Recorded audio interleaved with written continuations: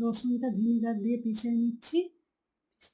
দেখো ভিনিগার দিয়ে দিলাম 2 ঢাকনা, দিয়ে মিক্সিতে ঘুরিয়ে নিলাম। ঘোরাবার পর দেখো কাঁচা লঙ্কা কাটছি আমকুচির মধ্যে, শুকনো লঙ্কার গুঁড়ো দিলাম, কাশ্মীরি লঙ্কা দিলাম, কালো জিরা দিলাম, বিট লবণ দিলাম, সাদা লবণ দিলাম, সর্ষের তেল দেবো, ভাজা মশলাটা দিয়ে দিলাম।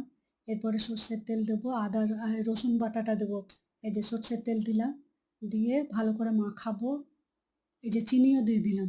এবার তেল গরম করলাম কড়াইয়ে, ওতে জোয়ান দিলাম, হিং দিলাম, দিয়ে তেলটাকে ভালো করে গরম করে এই যে আচারের মধ্যে দিয়ে দিলাম। দিয়ে আচারটাকে ভালোভাবে এবার মাখাবো। মাখিয়ে পরে এই যে মাখাচ্ছি, ভালো করে মাখাতে হবে যাতে আমের মধ্যে ঢোকে ভালো করে। যে রোদে দিয়ে দিলাম, একদিন রোদে দেওয়ার পরে এবার বয়ামে ভরে এবার 2-3 দিন তুমি এটাকে রোদ লাগাবা। তাহলে আমার এই আচার